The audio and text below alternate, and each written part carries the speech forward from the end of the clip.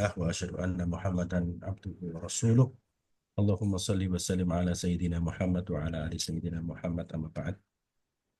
Eh, Bapak Ibu yang hadir pada kesempatan Zoom ini, alhamdulillah kita mengucapkan syukur kepada Allah ya atas semua nikmat karunia yang diberikan kepada kita, khususnya nikmat hidayah atau taufik, nikmat hidayah taufik yang hanya diberikan pada orang-orang pilihan Allah Subhanahu wa taala. Mudah-mudahan kita bisa memelihara hidayah taufik nanti hingga kita dipanggil oleh Allah Subhanahu wa taala. Terima kasih atas kehadiran dari Bapak Ibu semuanya di hari libur panjang ini. Juga terima kasih pada Mitra Kurban yang sudah Mitra Kurban dan Kopsya Imaniq ya yang sudah berikan kesempatan saya untuk berbagi.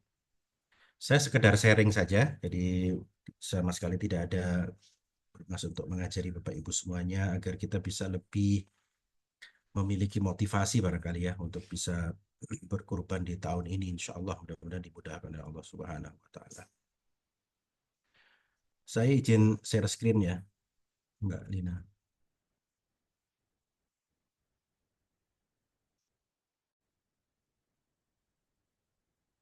Apa sudah terlihat ya? Sudah, dokter. Jadi, Sudah ya? oke. Sudah.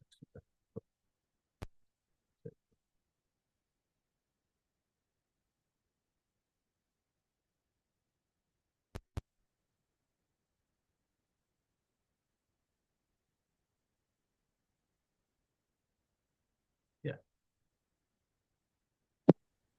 Baik, saya diminta membahas tentang spirit Idul Adha ya, bagaimana kita bisa berkurban dengan lebih sabar, itu ikhlas ya, supaya kita ringan ya dalam mengeluarkan sebagian rezeki yang Allah berikan kepada kita untuk bisa sama-sama menunjukkan bukti ketakwaan kita kepada Allah Subhanahu wa taala ya.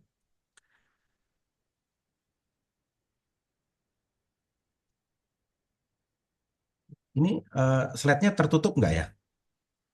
Nggak ya? Udah, Ustadz. Aman, insya Nggak Allah. ya? Aman ya? Oke. Oke. Jadi ibadah kurban tidak bisa dipisahkan dari Nabiullah Ibrahim alaihi salam yang kita kenal sebagai bapaknya para nabi. Ya, bahkan Rasulullah Shallallahu Alaihi Wasallam senantiasa menyebut Abina Ibrahim, ya ayahku Ibrahim. Memang Ibrahim ini memiliki keistimewaan-keistimewaan juga keluarganya, ya. Bahkan beberapa dari napak tilas kehidupannya dijadikan sebagai ibadah, baik dalam ibadah haji maupun ibadah umroh, ya. Nah, Nabiullah Ibrahim alaihissalam ini karena keistimewaannya, beliau itu disebut lebih dari 60 kali dalam Al-Quran dan disebut juga dalam tasyahud. Ya, kalau kita sholat, ya baik tasyahud awal maupun tasyahud akhir itu kan kita membaca sholawat, namanya sholawat Ibrahimiyah. Ya. Jadi sholawat Ibrahimiyah itu hanya dua orang saja yang disebut di situ. Siapa yang pertama Rasulullah Shallallahu Alaihi Wasallam dan yang kedua adalah Nabiullah Ibrahim. Allahumma salli ala Muhammad wa ala ali Muhammad kama sallaita ala Ibrahim wa ala ali Ibrahim wa barik ala Muhammad wa ala ali Muhammad kama barakta ala Ibrahim wa ala ali Ibrahim. Ya. Jadi ini menunjukkan bahwa memang Nabi Ibrahim dan Rasulullah itu memiliki keutamaan yang luar biasa. Ya. Dan dalam Al-Quran itu hanya dua orang saja yang disebut sebagai uswatun hasanah.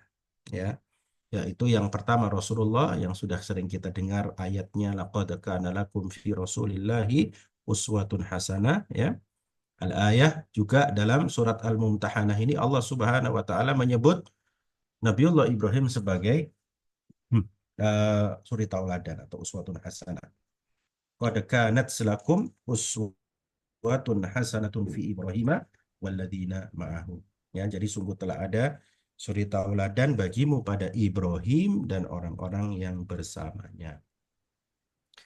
Nah, apa saja pelajaran yang bisa kita ambil ya dari Nabi Ibrahim dan keluarganya ini kita hubungkan dengan semangat berkurban. Yang pertama adalah ketika Nabiullah Ibrahim alaihi salam diminta untuk mengorbankan putranya, ya, yang sudah beliau tunggu-tunggu begitu lama, ya, sudah beliau doakan begitu lama, kehadiran Nabi Ismail ini, putranya yang sudah ditunggu-tunggu selama 80 tahun ini, ternyata kemudian setelah anaknya menginjak, ya, usia baligh, ya, jadi anaknya ini sudah cukup umur, di sini disebutkan pada saat Nabiullah Ibrahim ini lagi sayang-sayangnya, ya, sama Nabi Ismail, Allah justru memerintahkan untuk menyembelih anaknya. Nah, ini kan luar biasa ya. Jadi memang yang namanya iman, yang namanya takwa itu seperti kita sekolah, selalu ada ujiannya. Dan salah satu bentuk ujian dari ketakwaan kita adalah pengorbanan. Dan di sini yang luar biasa adanya ketaatan seorang ayah bertemu dengan kesabaran seorang anak. Jadi memang kurban itu sebetulnya orang tuh nggak mungkin bisa berkorban kalau tidak taat kepada Allah dan kalau tidak sabar, ya, sabar dalam mengikuti perintah Allah dan seterusnya. Jadi memang ketaatan dan kesabaran ini adalah modal kita untuk bisa kita berkurban. Ya, jadi orang nggak cukup hanya sabar, dia juga harus taat. Orang nggak cukup hanya taat, tapi orang juga harus sabar. Dan di sini diceritakan oleh Allah tentang adanya dialog, ya, antara Nabi Ibrahim dengan Nabi Nabi Ismail. Ya, di situ Allah Subhanahu wa taala menceritakan dalam surah As-Saffat ayat 102, ya, Allah Subhanahu wa taala mengatakan ketika Ismail menjawab, qala ya abatif'al ma tu'mar. Dia Ismail mengatakan, wahai ayahku, lakukanlah saja gitu ya. Do it gitu kalau anak sekarang itu ya, lakukan aja apa yang ma tu'mar, yang Allah perintahkan kepadamu. Dan ini yang Masya Allah ya, Nabi Ismail mengatakan, satajiduni insyaallahu minas sabirin. Insya Allah engkau akan mendapati aku menjadi orang-orang yang sabar. Ya, jadi tidak heran kalau sabar itu dikatakan oleh para ulama sebagai kepalanya amal. Ya, ar-ra'su minal amal. Ya, kepalanya dari amal.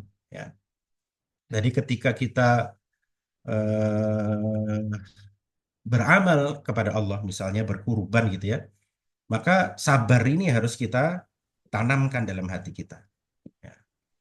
Apalagi ini, ya, Masya Allah ya, mungkin bagi beberapa orang tua, mungkin waktu berkurban ini bersamaan dengan anak masuk kuliah, ya, kemudian anak apa bayar sekolah gitu kan.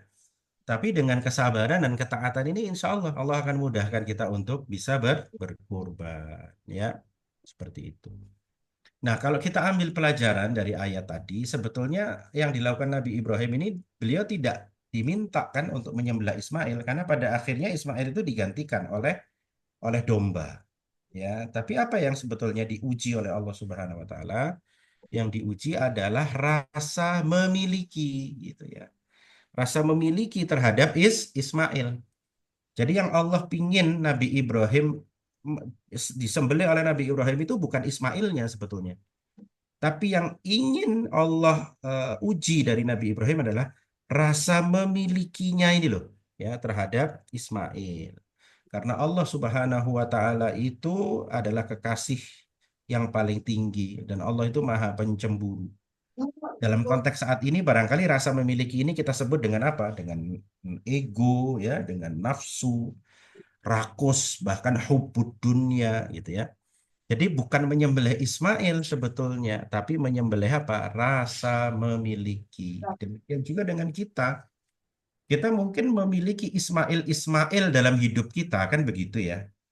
Ada yang Ismailnya itu mobil, ada yang Ismailnya itu tanah, ada yang Ismailnya itu rumah, ada yang Ismailnya itu tabungan, ya.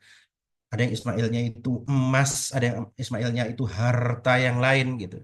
Itu yang Allah pingin kita korbankan gitu ya, seharga kambing atau seharga sapi ya, atau seharga urunan sapi ya, mungkin sekitar ya taruhlah jumlahnya sekitar 2 sampai 6 juta lah misalnya seperti itu ya. Allah pingin supaya kita itu memiliki atau menyembelih rasa memiliki kita terhadap harta itu.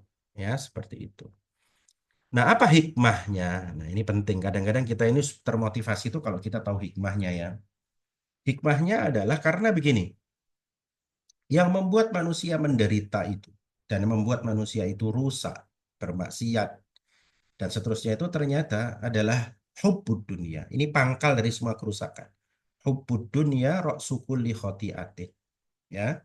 Jadi cinta dunia itu pangkal segala segala kerusakan. Artinya ketika kita merasa memiliki, terlalu merasa memiliki dunia, maka pada saat itu kerusakan-kerusakan akan timbul pada hati, pada hidup kita. Ya, kita mungkin mulai sombong, gitu kan? Atau kita mungkin mulai melalaikan akhirat, gitu. Kita mungkin merasa lebih baik daripada orang lain, ujub, kita ingin selalu dipuji karena dunia kita. Ya, makanya ada satu kata yang menarik dari seorang motivator itu ya, dunia itu seperti air samudra.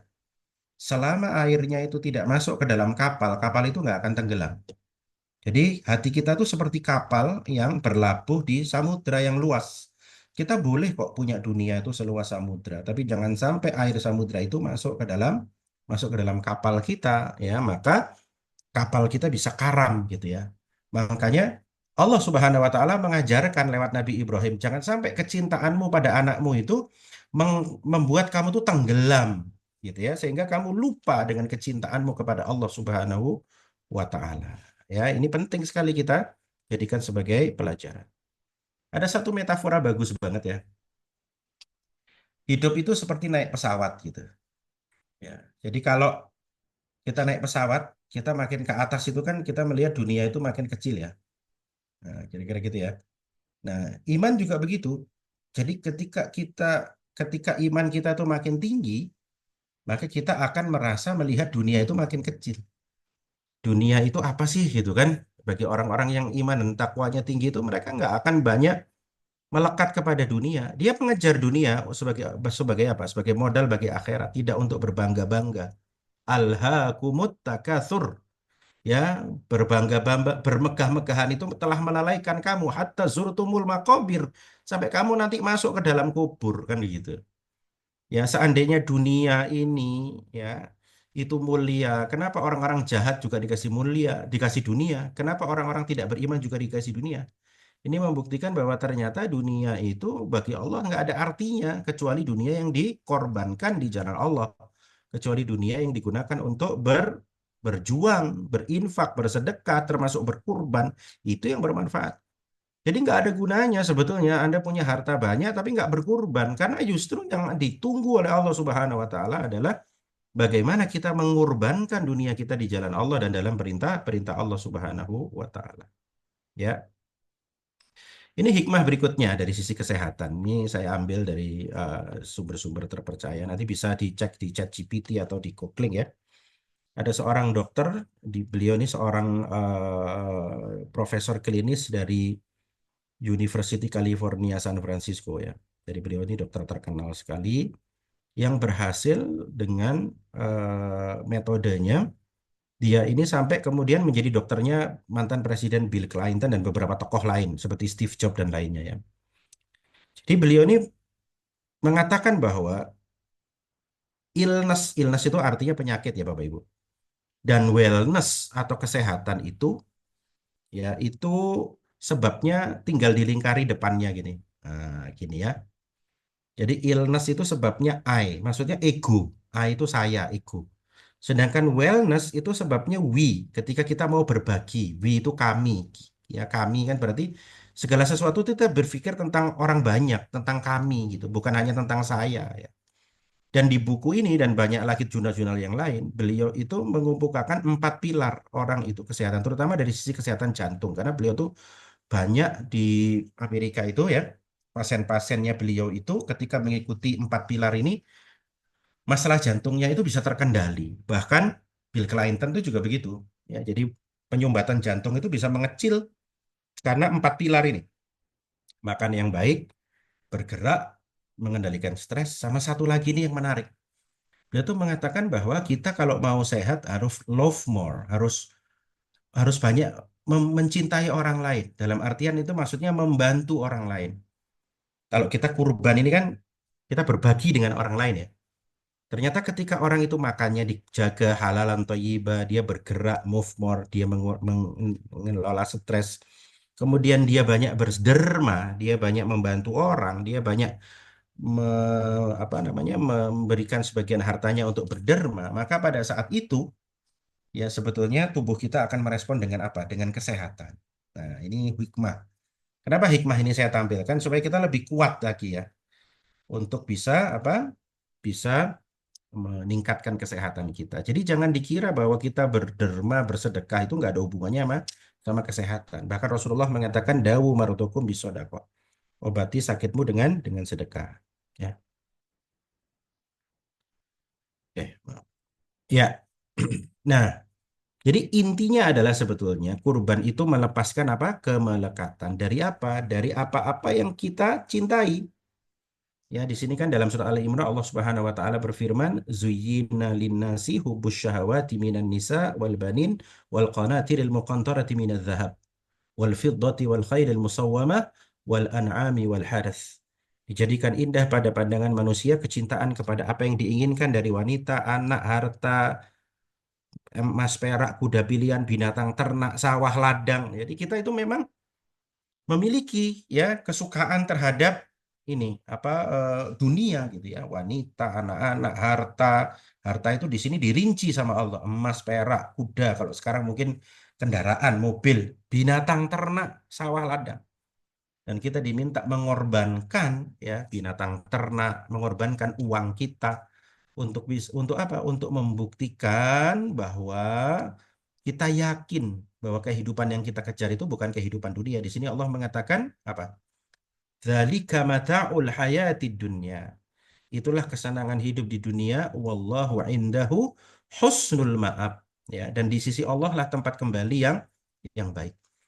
Jadi ibaratnya kita itu gini, kalau saya biasanya memberikan satu metafora ya. Ada seorang, mohon maaf ini ya, bukan untuk mengecilkan teman-teman TKW, enggak ya. TKW, misalnya tenaga kerja wanita, dia dia berasal dari satu desa di Jawa Timur misalnya. Ya taruhlah di Kabupaten Malang misalnya ya. Dia pengen dapat penghasilan lebih layak, maka dia pergi ke Hong Kong misalnya, atau ke Arab, atau ke Malaysia misalnya. Dia akan mendapatkan penghasilan mungkin 10 kali lipat lebih banyak. Ya kan, wajar kan? Dia apa namanya mengumpulkan harta lebih banyak wajar. Tapi dia ingat, dia tidak selamanya di Hong Kong, dia tidak selamanya di Arab, dia nggak selamanya di Malaysia. Dia akan kirim uangnya itu kemana? Ke kampungnya untuk bisa apa? Untuk bisa bikin rumah, untuk bisa beli sepeda motor mungkin ya, untuk bisa membantu anaknya sekolah mungkin. Artinya manusia tuh juga harus begitu. Kita boleh kok cari dunia banyak. Cuman kita ingat, kita bakal pulang sebagaimana TKW, dia bakal pulang ke kampungnya. Kita juga bakal pulang ke kampung akhirat kita. Makanya di sini Allah Subhanahu wa taala mengatakan wallahu indahu husnul ma'ab ya, di sisi Allah lah tempat kembali yang baik. Jadi sebetulnya kurban yang kita berikan itu untuk mempersiapkan tempat kembali yang baik kita di hadapan Allah Subhanahu wa taala kelak ya, karena kita seperti TKW yang tidak mungkin di Hong Kong terus, tidak mungkin di Arab terus, dia pasti pengen pulang. Kita pun akan pulang pada saatnya nanti ya, para hadirin semuanya yang dicintai Allah Subhanahu wa taala. Sehingga betul-betul ya kurban kita kalau mau diterima itu haruslah betul-betul ikhlas ya. Di sini ada satu kisah yang kita semua sudah tahu tentang Qabil dan Habil ya, di mana keduanya ini mempersembahkan kurban, ternyata hanya satu saja yang diterima. Jadi memang orang berkurban itu hati-hati ya, ada yang diterima, ada yang tidak diterima gitu ya dalam konteks sekarang ya. Yang diterima siapa? Yang diterima Habil ya, sedangkan Qabil nggak diterima sehingga dia pengen membunuh saudaranya ya. Dan begitu ya kisahnya ini ya, pembunuhan pertama dalam sejarah sejarah manusia, ya kan? Kemudian Habil mengatakan, kenapa kok kurbannya diterima? Habil mengatakan kepada saudaranya, qala innama yataqabbalullahu minal muttaqin. Dia Habil berkata, sesungguhnya Allah hanya menerima amal dari orang-orang yang bertakwa. Ya, jadi artinya kalau kita pengen kurban kita diterima, maka landasi itu semua dengan ketakwaan. Kan begitu, ya. Lah bonusnya itu yang tadi-tadi itu sehat, ya. Kita jadi tenang, nggak mudah melekat dengan dunia. Karena hubud dunia rok sukuli khotiatin tadi itu ya. Makin kita merasa memiliki, maka kita akan merasa menderita. Itu hukumnya. Coba bapak-bapak, ibu-ibu, kita makin merasa memiliki mobil, mobilnya berat sedikit aja kita udah stres, ya kan? Jadi kita makin merasa memiliki gitu ya. Itu sumber penderitaan itu. Ya, ada psikiater yang mengatakan sebagai hyperintention, jadi ambisi gitu ya, sangat sangat melekat kepada dunia. Wah, itu makin makin tersiksa. Terutama kalau dunia itu diambil dari dia ya, cowel gitu hatinya dia makin makin tersiksa. Ya, makanya kita sama-sama bersihkan niat kita ya. Mudah-mudahan Allah Subhanahu wa taala memberikan kemudahan bagi kita untuk melepas kemelekatan kita ya, seperti itu. Jadi hati-hati ya, ini niat ini penting. Di sini dikatakan qala innama yataqabbalullahu minal muttaqin. Ya, kita niatkan karena Allah, insya Allah kita dapat pahalanya dan kita dapat bonus-bonusnya. Bonus-bonusnya ya sehat. Bonus-bonusnya sehat fisik, mental, ya, ketenangan batin dan seterusnya. Kira-kira begitu. Oke. Nah, pelajaran berikutnya supaya kita makin kuat dalam dalam apa ya, dalam berkurban adalah ketika ini kisah dari keluarga Nabiullah Ibrahim ketika Nabiullah Ibrahim mendapatkan perintah untuk apa? Untuk mengantarkan Siti Hajar dan putranya Ismail di padang pasir yang tidak ada seorang pun di padang pasir itu. Bayangkan, ya panjenengan mengantarkan istri dan anak yang masih kecil di padang pasir, ya, yang nggak ada seorang pun di padang pasir itu dan sangat jauh Palestina dengan Saudi Arabia, apalagi zaman itu ya masih pakai unta atau pakai kuda atau berjalan kaki. Kalau misalnya kita, seorang wanita, di sini kan banyak juga peserta yang umahat atau akhwat ya. Ketika misalnya ditinggalkan di sebuah kota yang kita nggak kenal aja, kita mungkin sudah stres gitu ya. Karena nggak ada orang yang kita kenal dan seterusnya. Nah ini di padang pasir nggak ada apa-apa gitu. Tapi yang menarik adalah apa yang disampaikan oleh Siti Hajar atau Hagar ya dalam eh, apa Ibrani, bahasa Ibrani, Hagar atau Hajar ya. Ketika Siti Hajar itu mengatakan kepada suaminya Nabiullah Ibrahim, aku pengen tahu ini keinginanmu apa keinginan keinginan Allah. Gitu ya. Maka Nabi Allah Ibrahim mengatakan ini keinginan Allah Subhanahu wa taala. Maka Siti Hajar dengan sangat apa namanya tawakal dan ridho mengatakan kalau ini keinginan Allah maka tinggalkan kami di sini dan Allah pasti akan mengurus kami. Ini Masya Allah ini ya. Jadi seorang yang berkurban itu harus punya keberanian seperti Siti Hajar ini. Ya kan, Allah pasti akan mengurus kami. Allah pasti akan mengganti apa yang kami kurbankan. Gitu kan. Seperti Siti Hajar ini. Masya Allah ini tawakal dan ridhonya kepada Allah ini luar biasa. Bahkan ada satu riwayat yang saya baca ya. Nabiullah Ibrahim itu sampai tidak mau menoleh ke belakang untuk melihat istri dan anaknya. Saking sedihnya ya. Sebagai seorang ayah kan wajar ya kalau sedih ya. Tapi karena ini perintah Allah tuh dikuat-kuatkan sama Nabiullah Ibrahim sampai kemudian dia merasa dia sudah tidak bisa lagi melihat istri dan anaknya, baru dia menoleh ke belakang. Ya, dan di situ Siti Hajar dan Ismail sudah hilang dari pandangannya. Dan Siti Hajar bersama bayinya Ismail itu harus berjuang survival. Ya, bagaimana di padang pasir berbekal kepada tawakal dan ridho kepada Allah Subhanahu wa taala. Ya, bahkan di sini dikatakan ketika Ibrahim berbalik sudah tidak lagi mendapati Hajar dan Ismail dalam pandangannya, beliau berdoa, Rabbana inni askantu min durriyati biwadin ghairi dhi zar'in inda baitikal muharram. Ya, ya Tuhan, ya Rob, sesungguhnya aku telah menempatkan sebagian keturunanku di lembah yang tidak mempunyai tanam-tanaman di dekat rumah Engkau Baitullah yang dihormati. Ya, Rabbana liyuqimus salata faj'al af'idatan minan nas. Ya Tuhan, yang demikian itu agar mereka melaksanakan sholat, maka jadikanlah hati sebagian manusia cenderung kepada mereka. Ya, afidatim minan nasi tahwi ilaihim warzuqhum minas samarat la'allahum yashkurun. Maka jadikanlah hati sebagian manusia cenderung kepada mereka dan berikanlah warzuqhum minas samarat, rezeki dari buah-buahan, ya. La'allahum yashkurun. Mudah-mudahan mereka bersyukur. Dan sampai sekarang doa ini masih terus berlanjut, ya, masih apa, orang orang berdatangan terus ke Mekah, ya, untuk bisa menunaikan ibadah haji dan umroh sebagaimana doanya Nabiullah Ibrahim ini, ya kan? Jadikanlah hati sebagian manusia cenderung kepada mereka. Ini Masya Allah ini. Ya, jadi orang berkorban itu ya harus betul-betul memasrahkan semuanya kepada Allah dan harus apa ya, ibaratnya berani gitu ya. Sebagaimana beraninya Nabi Ibrahim meninggalkan Hajar dan Ismail dan beraninya Siti Hajar ditinggal sendirian dan beliau mengatakan Allah yang akan mengurus kami. Dan ternyata hadiahnya apa dari Allah? Ketika Ibrahim mengorbankan apa dirinya, kemudian mengorbankan rasa apa ya, rasa cintanya ya, rasa memilikinya. Siti Hajar juga mengorbankan apa ketakutannya, dia berani. Ternyata sama Allah diberikan apa? Para hadirin semuanya diberikan zam-zam yang artinya berlimpah ruah. Ya, dan sampai sekarang itu zam-zam tidak pernah berhenti. Ya kan? Masya Allah kan?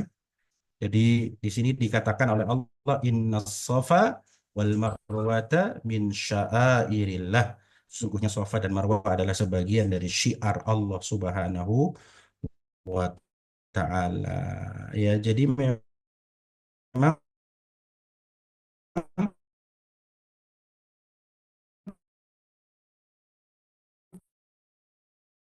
ini semuanya adalah skenario Allah Subhanahu wa taala. Pada kitab dikatakan khairu ma'in ala wajhil ard ma'u zamzam. Ya, sebaik-baik air di muka bumi itu adalah air zam-zam, ya kan? Ya, Masya Allah. Allah gantikan semua pengorbanan Nabiullah Ibrahim dan pengorbanan Hajar dan Ismail ini dengan zam-zam yang berlimpah ruah. Fihi ta'amun minat tu'mi wa shifa'um minal syukmi. Ya, air tersebut bisa menjadi makanan yang mengenyangkan dan bisa menjadi obat bagi penyakit. Nah, ini air zam-zam ya. 40 abad tidak pernah kering. Masya Allah ya. Ya, ini hasil dari apa? Hasil dari kesabaran, tawakal, ridho, hasil dari ikhtiarnya Hajar, ya, lari dari Sofa Marwa terus dengan hati yang penuh harap kepada Allah Subhanahu wa taala, tidak takut ya ditinggal di padang pasir. Akhirnya Allah berikan zam-zam yang sampai sekarang tidak pernah berhenti, tidak pernah kering. Jadi Bapak Ibu jangan takut untuk berkorban, ya, harus harus mau dan disiapkan sejak sekarang. Kalau memang nanti kemungkinan banyak kebutuhan-kebutuhan, ya kan, karena itu pas kebetulan banyak anak mau sekolah macam-macam ya, bayaran sekolah misalnya ya. Mulai sekarang disiapkan nih dengan mitra kurban ini ya, dibantu bagaimana bisa mendapatkan hewan kurban yang baik dan affordable, ya, sesuai syariat dan affordable itu terjangkau lah, ya. Dan insya Allah disalurkan ke tempat-tempat yang memang membutuhkan. Jadi ibrohnya ikhtiar itu wajib sungguh-sungguh, tapi jangan memberhalakan ikhtiar. Jangan takut berkorban karena Allah Subhanahu wa taala karena wa yarzuqhu min haitsu la yahtasib. Dia Allah memberikan rizki dari arah yang tidak diduga-duga. Asal wa may yatawakkal 'ala Allah. Ya, kita harus bertawakal kepada Allah, fahuwa hasbuh. Niscaya Allah akan mencukupkan keperluannya. Nah, kira-kira begitu ya. Jadi pelajaran dari Zam-Zam itu adalah jangan takut berkorban karena Allah. Jangan takut berkorban di jalan Allah. Allah pasti akan ganti dengan Zam-Zam. Allah pasti akan ganti dengan rezeki dari tempat yang tidak diduga-duga. Wa yarzuqhu min haitsu la yahtasib. Ya. Saya kira itu yang bisa saya sampaikan, mudah-mudahan bermanfaat khususnya untuk diri saya dan keluarga. Wabillahi taufiq wal hidayah. Wallahul muwafiq ila aqwamit thoriq. Assalamualaikum warahmatullahi wabarakatuh. Saya kembalikan ke Mbak Dina. Waalaikumsalam warahmatullahi wabarakatuh.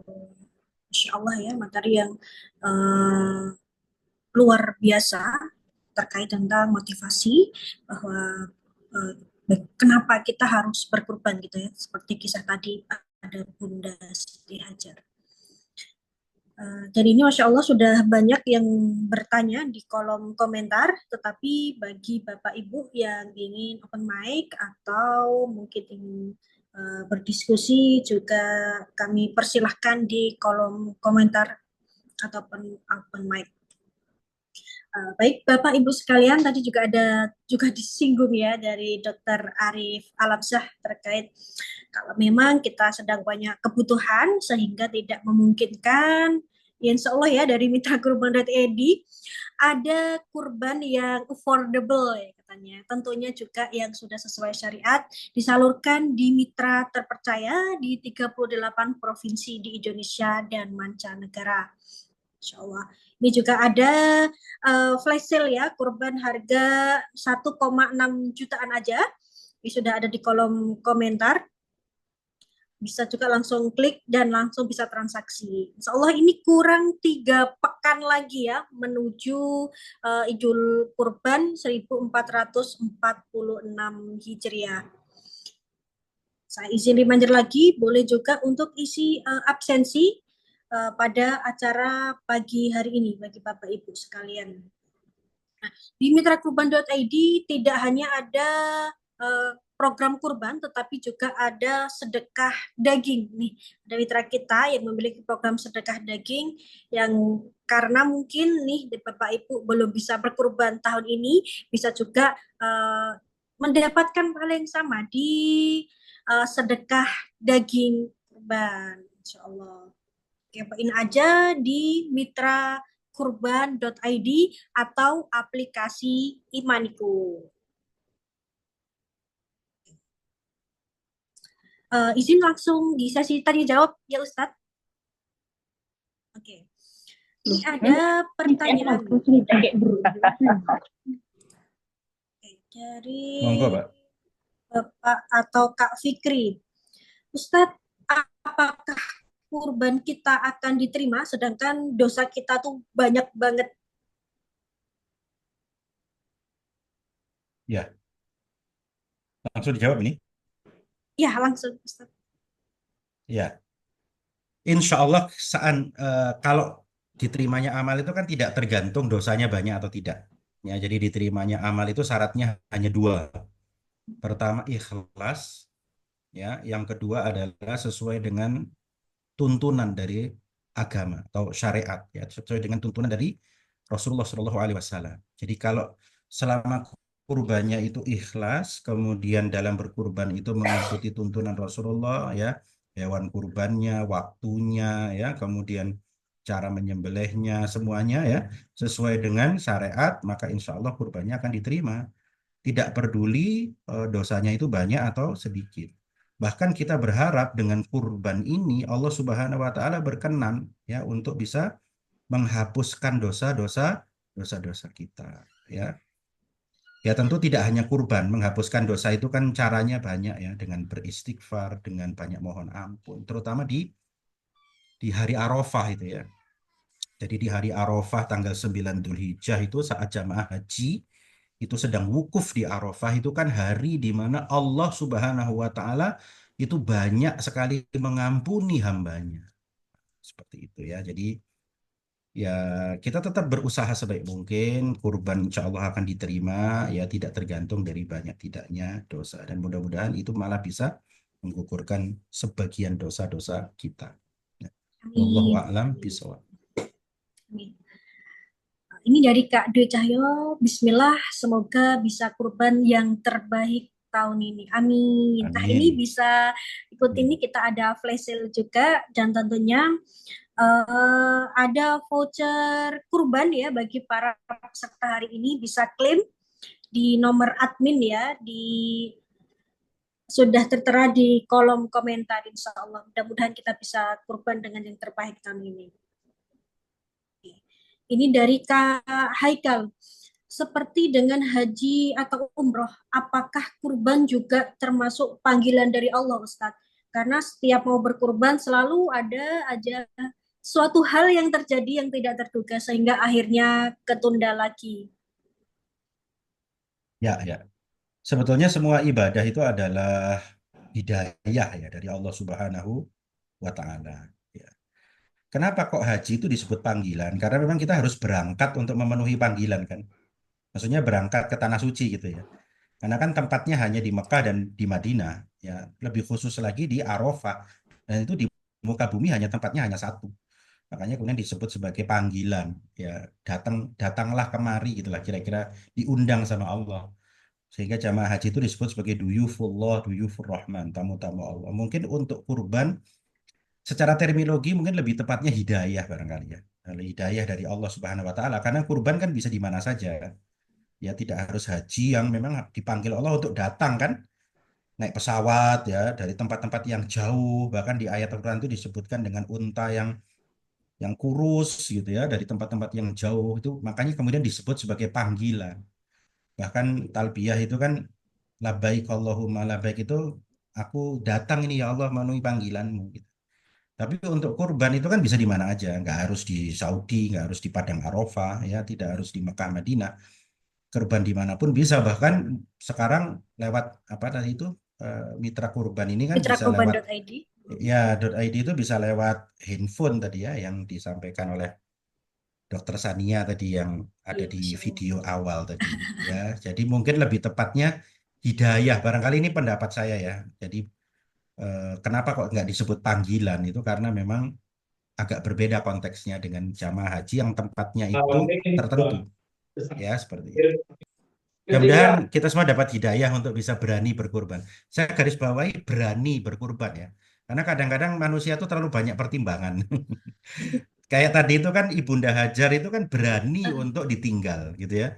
Nabiullah Ibrahim berani untuk menyembelih Ismail. Kata berani ini kenapa bisa muncul? Karena ada keyakinan. Keyakinan ini dari mana asalnya? Ya dari ketakwaan kita kepada Allah, ya kan? Wa yarzuqhu min haitsu la yahtasib. Kalau kita bertakwa, wa may yattaqillaha yaj'al lahu makhraja wa yarzuqhu min haitsu la yahtasib. Ketakwaan itu akan menghasilkan pengorbanan, keberanian kita untuk berkorban. Karena pasti Allah akan ganti dengan zam-zam, ya, dengan rezeki yang terus mengalir insya Allah. Kira-kira gitu Mbak Lina. Insya Allah. Soalan. Ini ada satu pertanyaan, Ustaz. Mohon izin bertanya, mohon penjelasan tentang memberhalakan ikhtiar. Oh ya, jadi maksud dari memberhalakan ikhtiar itu menyandarkan keberhasilan dan kegagalan kita itu hanya dari ikhtiar. Padahal seorang yang beriman itu harus punya dua sifat ya. Kalau dalam ilmu tauhid itu, dalam ilmu tentang takdir itu ada, manusia itu ada yang disebut dengan makhluk musayyar, ada yang disebut dengan makhluk mukhayyar ya. Musayyar itu maksudnya manusia itu terikat oleh takdir Allah Subhanahu wa taala. Mukhayyar itu manusia punya kehendak untuk berikhtiar. Dan dua-duanya ini itu saling apa namanya ya? Dua-duanya ini saling berperan dalam terjadinya sesuatu. Ya khususnya bagi orang yang bertauhid, dia meyakini bahwa segala sesuatu yang terjadi itu dengan izin Allah Subhanahu wa taala. Jadi kita sembuh itu bukan karena kita minum obat ya, tapi obat itu menjadi sebab kita sembuh saja. Sedangkan yang menyembuhkan itu siapa? Allah Subhanahu wa taala ya. Karena ada juga orang yang minum obat, dirawat dokter terbaik tetap meninggal gitu ya misalnya ya. Karena memang tugas kita berikhtiar, bukan memutuskan kita sembuh atau tidak sembuh. Yang memutuskan sembuh itu adalah Allah Subhanahu wa taala. Rezeki juga begitu. Ya, apakah rezeki itu karena orang bekerja keras? Kan enggak ya. Banyak orang yang kerjanya keras, tapi rezekinya segitu-gitu aja. Paham ya? Tapi ada orang yang bekerja cerdas, ya maksudnya nggak ngeluarin keringat gitu, tapi dikasih rezeki berlimpah oleh Allah Subhanahu wa Ta'ala. Maksudnya adalah kita tetap harus bertawakal kepada Allah Subhanahu wa Ta'ala, tapi tidak menyandarkan keberhasilan kita dari hanya ikhtiar kita saja. Itu penjelasannya kira-kira. Insya Allah. Ibu ini mudah-mudahan terjawab ya dari pertanyaan ini. Masih dibuka mungkin satu pertanyaan dari Bapak Ibu sekalian yang ingin bertanya terkait tentang semangat berkurban gitu ya, pada Dokter Arif. Insya Allah. Oke, baik, saya izin reminder lagi ya kepada Bapak Ibu sekalian. Insya Allah ya, mudah-mudahan kurang dari 3 pekan lagi menuju Idul Kurban. Mudah-mudahan kita diberikan keluasan rezeki oleh Allah hingga akhirnya kita bisa berkurban pada tahun ini, Insya Allah. Karena amalan terbaik di Idul Adha ya, salah satu adalah berkurban gitu. Bagi Bapak Ibu ini kita ada flash sale kurban ya, harga mulai dari 1,6 jutaan aja, atau juga mungkin ingin kurban di Palestina, bisa ditunaikan kurban kita untuk saudara kita di Palestina.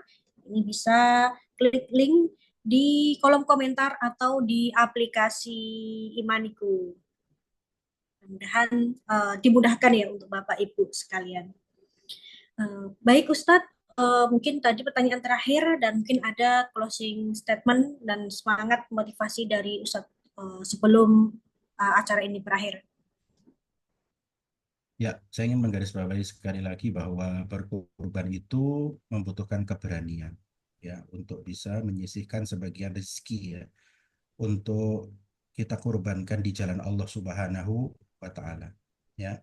Dan ini merupakan salah satu bukti tauhid kita, keyakinan kita bahwa apa yang kita kurbankan pasti akan diganti oleh Allah dengan sesuatu yang lebih baik ya.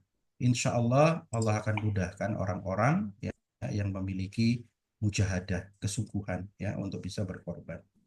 Dan banyak sekali kisah ya orang-orang yang mungkin secara sosial ekonomi tidak mampu, dia menabung 3 tahun, seorang pemulung, tukang becak, yang akhirnya dia mengantarkan kambing itu ke masjid untuk berkurban. Ya, ini satu bukti bahwa berkurban itu tidak harus kaya, tetapi dengan menabung, dengan kesungguhan, dengan tawakal kepada Allah, insya Allah kita dimudahkan untuk berkurban dalam hidup kita ini ya. Saya kira itu, Mbak Lina. Terima kasih Dokter Arif Alamsyah sudah berbagi motivasi kepada kita. Mudah-mudahan apa yang kita dapatkan pada pagi hari ini bisa menjadi sebuah kebaikan kita, juga kebaikan untuk orang di sekitar kita. Terima kasih dokter sudah menyempatkan waktu. Terima kasih. Wassalamualaikum. Saya izin live ya. Terima kasih semuanya. Assalamualaikum warahmatullahi wabarakatuh. Amin. Baik, pada Bapak Ibu, alhamdulillah pada pagi hari ini sudah terlaksana ya webinar Spirit Kurban. Mudah-mudahan ini bisa menjadi wasilah kita untuk terus semangat dan mudah-mudahan kita bisa berkurban terbaik di tahun ini. Insya Allah mudah-mudahan. Nah, bagi Bapak Ibu sekalian, untuk voucher 100.000, voucher kurban ya, bisa diklaim di nomor, sebentar saya tahu di kolom komentar. Insya Allah ini akan sampai akhir Mei bisa diklaim untuk vouchernya. Karena Idul Adha tahun ini ada di tanggal 6 Juni ya, 6 Juni. Jadi bagi Bapak Ibu yang ingin klaim voucher 100.000 bisa klaim atau tanya di konfirmasi di 085182006082. Mudah-mudahan ya Allah permudahkan kita untuk berkurban yang terbaik di tahun ini. Saya Lina Josalinka memohon maaf apabila ada kata yang kurang berkenan, dan dari Koperasi Syariah Imaniku dan tim Mitra Kurban.id mohon maaf apabila ada hal yang kurang berkenan selama acara berlangsung. Terima kasih. Wassalamualaikum warahmatullahi wabarakatuh.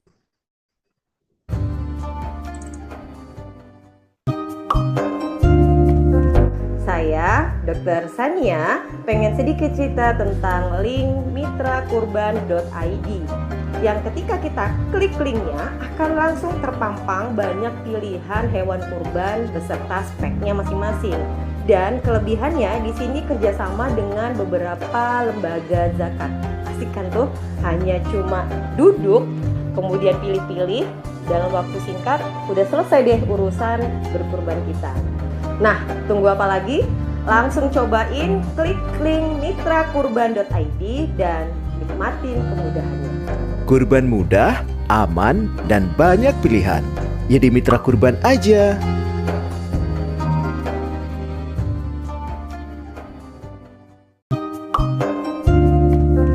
Saya, Dr. Sania, pengen sedikit cerita tentang link mitrakurban.id yang ketika kita klik linknya akan langsung terpampang banyak pilihan hewan kurban beserta speknya masing-masing.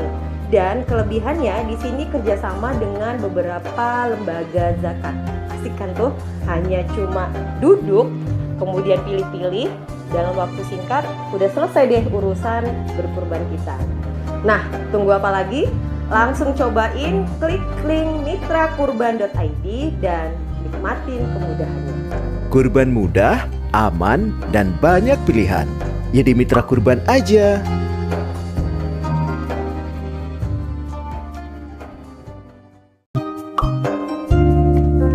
Saya, Dr. Sania, pengen sedikit cerita tentang link mitrakurban.id yang ketika kita klik linknya akan langsung terpampang banyak pilihan hewan kurban beserta speknya masing-masing. Dan kelebihannya di sini kerjasama dengan beberapa lembaga zakat.